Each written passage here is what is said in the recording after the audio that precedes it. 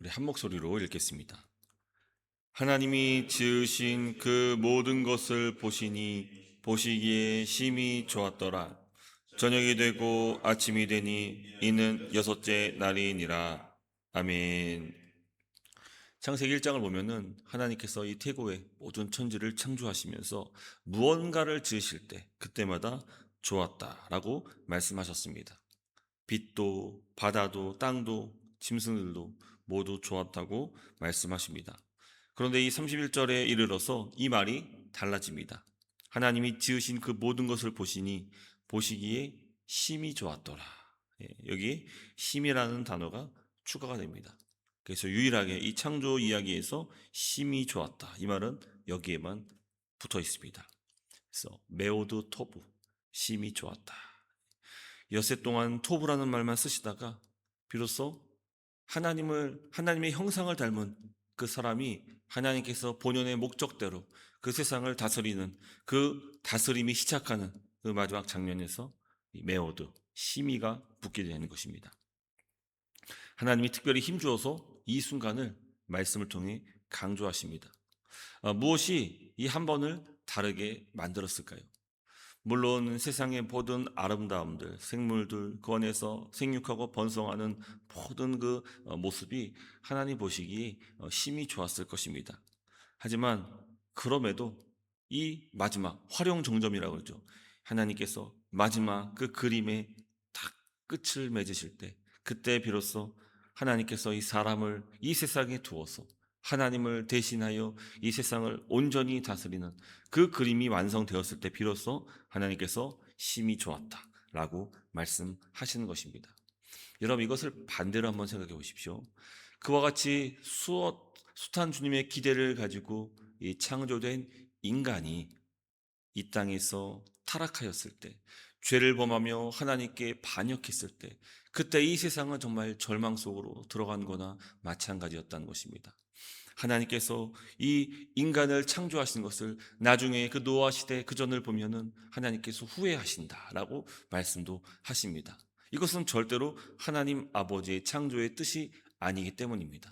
그래서 이 죄, 특별히 하나님 없이 스스로 모든 인생의 주인이다 여기면서 결정하고 그 모든 것을 스스로가 책임지려고 하는 그 모든 것은 하나님 보시기는 심히 좋지 못한 모습입니다. 하나님은 반드시 그 사람을 만드셔서 이 세상을 더욱더 온전하도록 다스리고 풍족하게 하시는 것을 원하셨습니다. 그리고 그 사람이 하나님이 창조하신 모든 세계를 누림으로 말미암아 얻게 되는 그 풍성한 삶, 그것이 바로 하나님께서 우리를 위해 마련하신 것이고 이것이 바로 이 세상을 창조하신 하나님의 뜻이었다는 것입니다.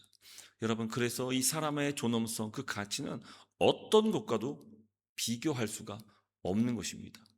이것을 사람의 그 위치를 이 신이 없다라는 것을 주장하기 위해서 사람의 위치를 바닥까지 낮추면서 이 동물이 진화해서 사람이 되었다든지 우주의 먼지가 우연히 모여서 그것이 존재하게 되었는데 그게 사람이다.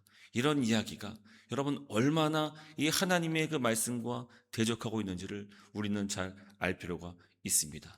물론 성경은 이 모든 그 과학적인 그 사실에 대해서 반증하는 이야기가 있지는 않을 수 있습니다.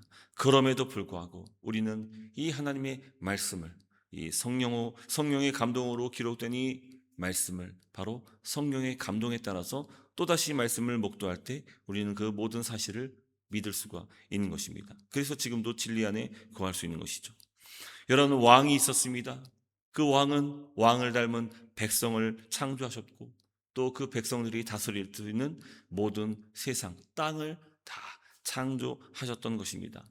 그래서 이 왕과 백성과 이 땅, 이 세 가지, 이 중에 하나만이라도 어긋나거나 잘못되어 버린다면 심히 좋다라고 말씀하신 이 그림이 없어질 수 있는 것입니다. 하지만 왕도 그대로고 이 세상 자연 땅도 그대로인데 오직 사람만이 하나님께 반역함으로 하나님의 창조의 질서에서 지금 벗어나게 된 것이죠. 그로 말미암아 이 심히 좋았던 세상은 결함투성이가 된 것입니다. 여러분 잘 한번 생각해 보십시오. 이 세상을 망치는 것은 다른 게 아닙니다. 사람입니다. 사람이 이 세상을 파괴하고 하나님께서 만드신 질서를 무너뜨리고 하나님을 불신하고 이 모든 세상이 마치 자기 자신인 것처럼 착각으로 살아가는 것이죠. 결국 이 사람의 타락은 하나님께서 보시기에 본질적으로 이 타락을 씻어주지 않는다면 다시 이 하나님의 창조의 원리 질서는 회복될 수가 없었던 것입니다. 그래서 하나님의 이 구속사의 가장 정점은 바로 예수 그리스도 그 십자가 사역으로 말미암는 인간의 죄를 씻어주는 것입니다. 그것이 이루어져야 비로소 하나님께서 이 요한계시록 마지막 새 하늘과 새 땅의 그 회복이 나타날 수 있는 것이죠. 여러분, 하나님은 여전히 어제나 오늘이나 앞으로도 영원토록 동일하실 것입니다.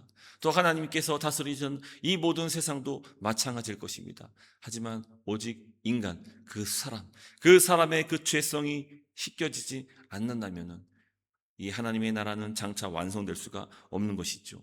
그러므로 하나님은 마치 창조 때 이 사람을 정점에 두시고 창조하셨듯이 지금 이 시대에도 하나님은 그 사람을 정점에 두시고 구속의 사역을 계속 이뤄가고 계신 것입니다.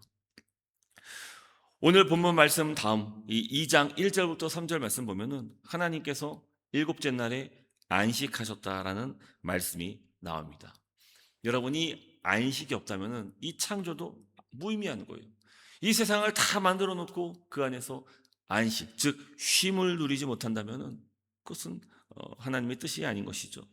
더 많은 것을 이루고 더 많은 것을 창조하고 그것이 완성에 가까워지는 것이 아니라 이미 주어진 것을 온전히 누릴 수 있는데 거기에서 바로 이 완성, 아름다움이 드러나게 되는 것입니다. 하나님이 쉬셨다는 것은 지쳤다는 것이 아닙니다.